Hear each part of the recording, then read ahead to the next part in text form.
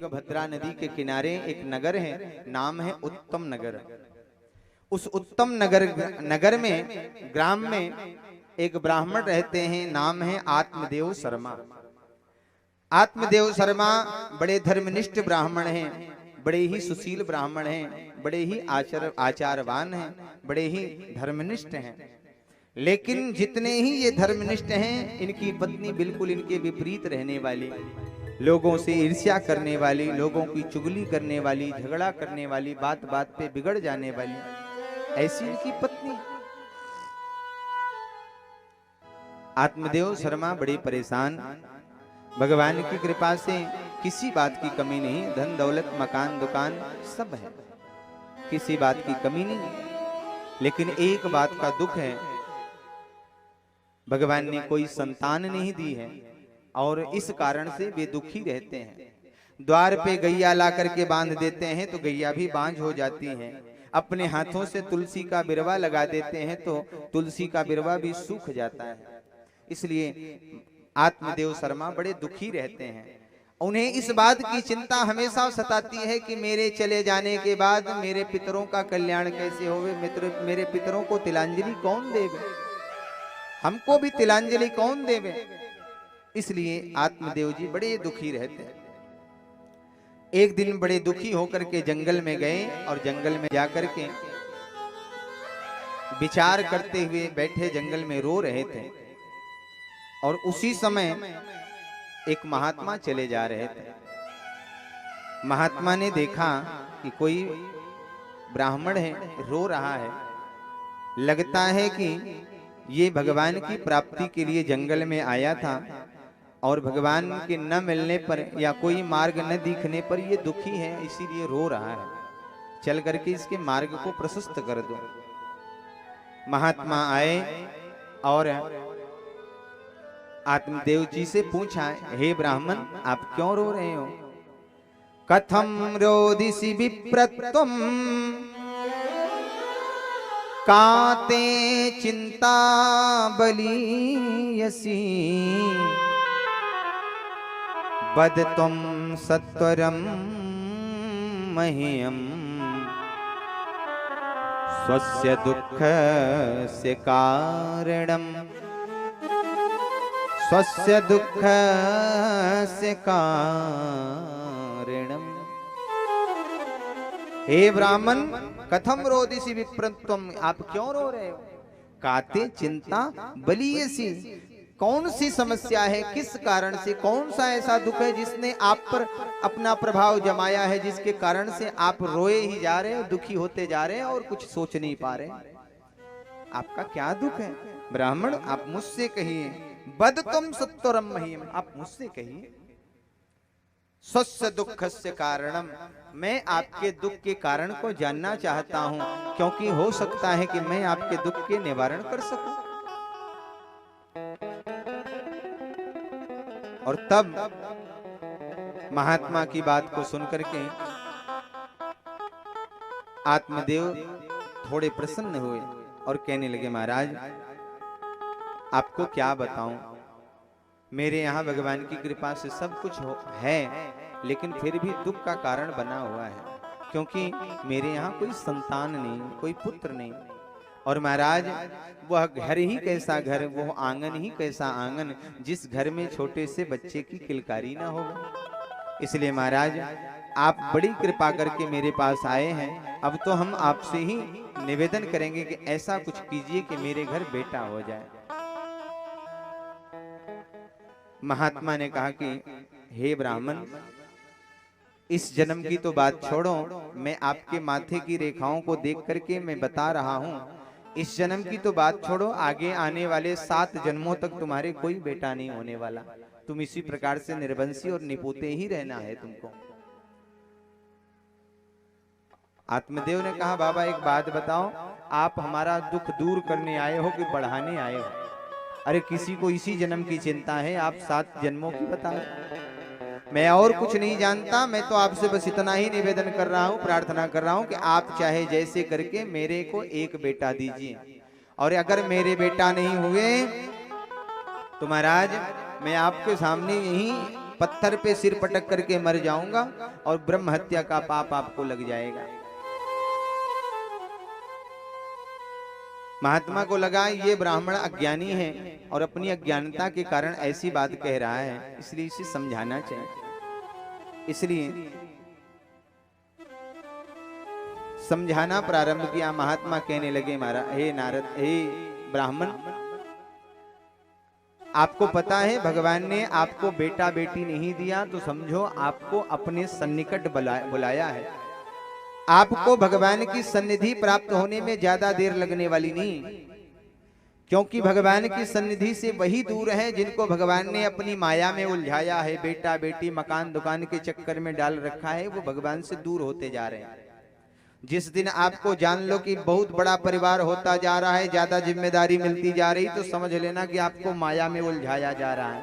आप माया से मुक्त नहीं हो रहे, बल्कि माया में और फंसते चले जा रहे। और जिस दिन इन सब से अपने आप ही मोह हटने लग जाए तो समझ लेना कि भगवान की कृपा शुरू हो गई और आप भगवान की सन्निधि में जा रहे हो। भगवान की सन्निकटता प्राप्त होने का लाभ आपको मिलने वाला।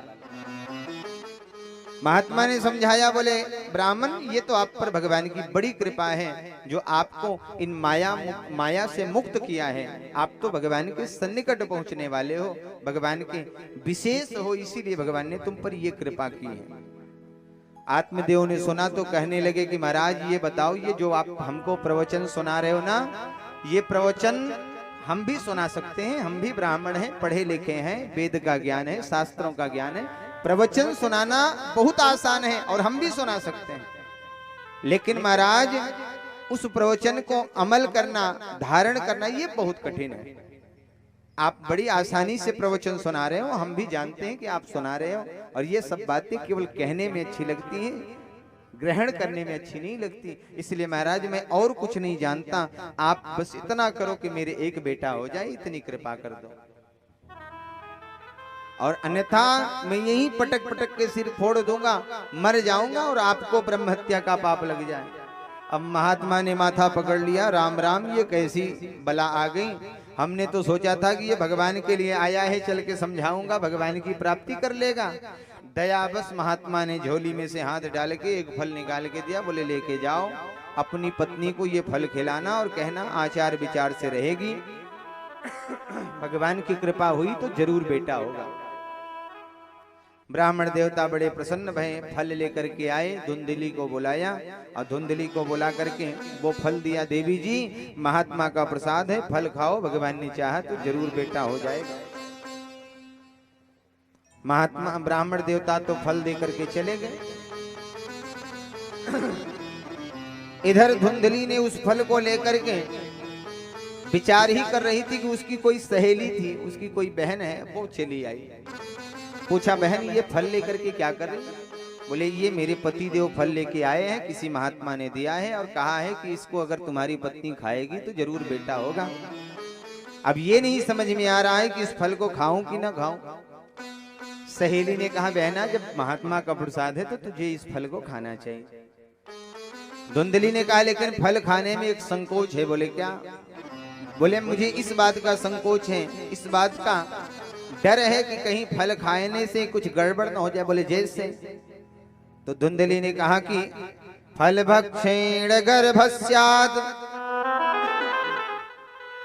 गर्भेणोदर वृद्धिता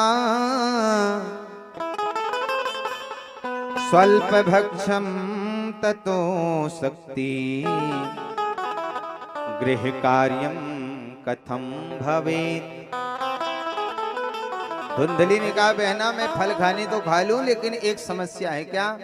बोले फल भक्षेण गर्भस्यात्, फल खाऊंगी मेरे पेट में गर्भ आएगा, गर्भ आएगा तो मेरा पेट बढ़ जाएगा, और जब बढ़ जाएगा तो जो मैं भोजन खाती हूँ, 4 रोटी थोड़ा चावल थोड़ी दाल, वो भी बंद हो जाए, फिर 1 रोटी 2 रोटी, क्योंकि जहाँ खाने का स्थान है वहां जब गर्भ स्थित हो जाएगा तो मेरा भोजन कम हो जाएगा, अब भोजन कम हो जाएगा तो मेरा शरीर कमजोर हो जाएगा। स्वल्प भक्षम ततो शक्ति, मेरी शक्ति भी क्षीण हो जाएगी, शक्ति कमजोर हो जाएगी, तो क्या होगा? गृह कार्यम कथम भवेत्, घर का काम कौन करेगा? घर में इतने काम पड़े हैं, कौन निपटाएगा इसको? सहेली ने कहा बहना अगर घर के काम की बड़ी चिंता है तो आजकल एक नियम चलता है कि जब भी भाभी को बेटा बेटी होने वाला होता है तो भैया जाके 6 महीने पहले से अपनी बहन को लेकर के आते हैं कि बहन रहेगी, घर का काम धाम देखेगी, भाभी को बेटा बेटी हो जाएगा तो निछावर में बहन को खूब सोना चांदी गढ़ा के मढ़ा के भेज दिया जाएगा। बोले बहना तुम भी अपनी ननद को बुला लो, 6 महीने खूब काम कराओ और जाते समय कुछ बहन के लिए बनवा देना, कुछ चिन्हारी में दे देना, कुछ निशानी में दे देना। धुंधली ने कहा बहना तू कहती तो ठीक है, लेकिन मेरी ननद जो है वो बड़ी चोटी है, सारा माल गटक ले जाएगी, इधर से सारा माल समेट ले जाएगी, मुझे पता नहीं चलेगा, इसलिए मैं ऐसा कर ही नहीं सकती। और इस प्रकार से धुंधली का अर्थ होता है बुद्धि। अब बुद्धि का काम ही होता है तर्क को तर्क करना, वो दुनिया भर के तर्क को तर्क। कभी कभी धुंधली विचार करती हैं मैं अगर गर्भवती हो गई और गर्भवती होने के बाद यदि सुखदेव जैसा कोई बालक आके 12 वर्ष तो सुखदेव जी रहे माता के गर्भ में, कहीं ये 1-2 साल भी पेट में रुक गया तो हमारी तो हालत खराब हो जाए। कहीं मैं गर्भवती हो गई और गांव में नगर में तूफान आ गया, सब तो भाग जाएं, मैं भाग नहीं जाऊं, मैं भाग नहीं पाऊं, किसी पेड़ के नीचे दब के मर गई तो मेरा क्या होगा। इस प्रकार से उसने हजारों तर्क कर डाले। बगल में उसकी बहन सुन रही थी। बहन ने कहा कि बहना एक बात कहूं। बोले कहो। बोले भगवान की बड़ी अजीब स्थिति है, कभी किसी के पास खाने की खूब व्यवस्था देते हैं लेकिन खाने वाला नहीं होता है, और किसी के यहाँ खाने की व्यवस्था नहीं होती तो खाने वाले बहुत होते हैं। मेरे यहाँ पहले से 2-4 बेटा हैं लेकिन मेरे यहाँ खाने की व्यवस्था नहीं है। खाने वाले तो खूब हैं, खाने की व्यवस्था नहीं है, और तुम्हारे यहाँ भगवान ने खूब धन दौलत दिया है, खाने वाले नहीं है। इसलिए बहना अगर तू कहे तो मैं एक बात कहूं। बोले कहो। बोले मेरे गर्भ में एक बालक है, मैं गर्भवती हूं और 2 महीने का गर्भ है। अगर तू कहे तो मैं अपने इस बालक को मैं जन्म लेने पर तुझे दे दूंगी, बदले में तू मुझे ढेर सारा धन दे देना, मैं अपने पति को समझा लूंगी और यह रहस्य ही रह जाएगा, किसी को पता नहीं। धुंधली को यह बात अच्छी लगी। धुंधली ने कहा बस ऐसा ही करना, और झूठ मूठ का कपड़ा लगा करके उसने अपने पति को कह दिया देखो मैं गर्भवती है गई। बहन ने पूछा कि ये बताइए फल का क्या करेगी। बोले फल का भी परीक्षण करना जरूरी है कि महात्मा ने जो फल दिया है जरा देखें इस महात्मा का प्रभाव क्या है, फल का प्रभाव। और फल के परीक्षण के लिए उस फल को ले जाकर के द्वार पे बधी गैया को खिला दिया। कालांतर में समय बीता, ठीक 7 महीने बाद उसकी सहेली ने बालक को जन्म दिया। रात के अंधेरे में ला करके बालक को दे दिया, और बालक को दे दिया इधर कपड़े आदि खोल करके, और देवी धुंधली ने अपने पति को समझा दिया देखो ये बेटा हो गया। महाराज आत्मदेव शर्मा सीधे साधे ब्राह्मण बड़ी प्रसन्नता दिखाने लगे। बड़ी प्रसन्नता में उन्होंने खूब उत्सव मनाया कि मेरे घर बेटा हो गया, भगवान की कृपा से, देखो संत की कृपा से बेटा हो गया। ठीक 3 महीने बीते तो जो द्वार पे बधी गैया है, गैया को भी एक बालक पैदा हुआ। बालक बिल्कुल मनुष्याकार है, लेकिन उसके कान जो हैं वो गाय के जैसे हैं, इसलिए उस बालक का नाम ही गोकर्ण पड़ गया। बोलिए गोकर्ण जी महाराज की।